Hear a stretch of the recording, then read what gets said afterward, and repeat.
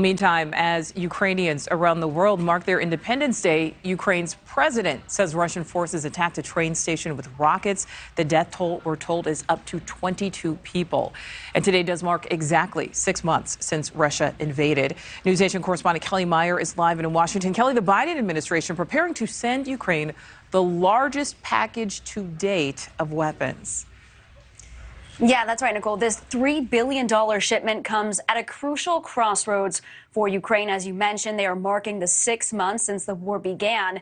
And this as Russia is stepping up its attacks in the region. The U.S. warning there could be even more in the days ahead. And the 6-month mark falls on the same day as Ukraine's 31st Independence Day from Moscow and the old Soviet Union. Today, Ukrainians celebrating by mocking Russia with captured tanks and weapons on the streets of the capital of Kyiv. And amid Ukraine's unexpected success holding back the Russian army, the Biden administration announcing today that more help is on the way for Ukrainian forces. This package is about building enduring strength for Ukraine as it continues to defend its sovereignty in the face of Russian aggression. Today's installment, another $3 billion in military support, bringing the total U.S. security aid to $13 billion since the war began. The next shipment includes 6 advanced surface-to-air missile systems, up to 24 counter-artillery radar Puma drone systems, and Vampire counter-drone systems. The total of $13 billion from the U.S. is more than any single country has sent to Ukraine. By comparison, Germany, Europe's largest economy, has committed just $2 billion this year. And despite billions in foreign aid, Ukraine remains vulnerable to attack. Today, Ukraine blaming Russian forces for a missile strike on a train station in central Ukraine. And all of this as U.S. officials are warning of a new round of strikes against Kyiv in the coming days. And today, again, urging all Americans still in the country to leave immediately. Nichole. All right, Kellie Meyer with that update from Washington. Thank you. Well, later tonight, more than $13 billion worth of American weapons sent to Ukraine so far. We just learned that from Kellie. Well, now new questions over whether lethal drones, advanced artillery, or high-tech missiles are actually falling into the wrong hands. You can watch the NewsNation investigation on Prime at 8/7 Central. But now we are joined by retired Air Force Lieutenant General and former Assistant Vice Chief of Staff, Richard Newton. General, thank you so much, as always, for talking with us. This is a lot of money. Let's talk about this new round of U.S. funding. The White House is saying it will help troops there for years to come. Are we planning to be involved for years?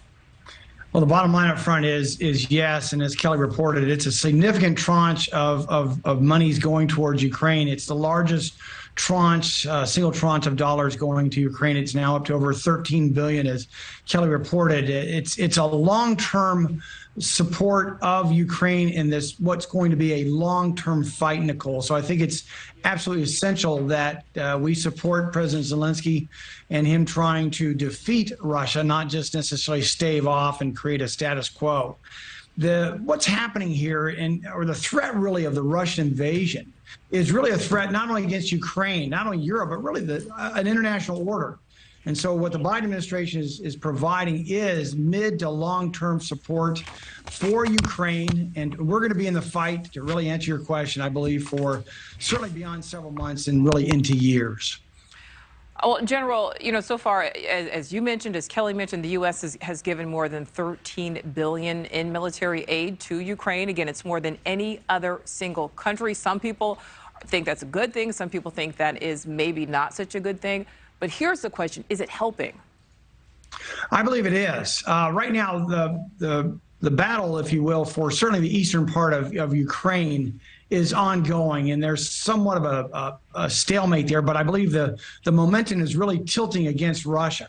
Go back several months or so ago when we talked on this show and other shows that, the battle for Kyiv was, we thought that it was just going to be Russia just waltzing in and taking over the capital. And they have not. The Ukrainians have really turned the tide against Russia in this largest land invasion since World War II.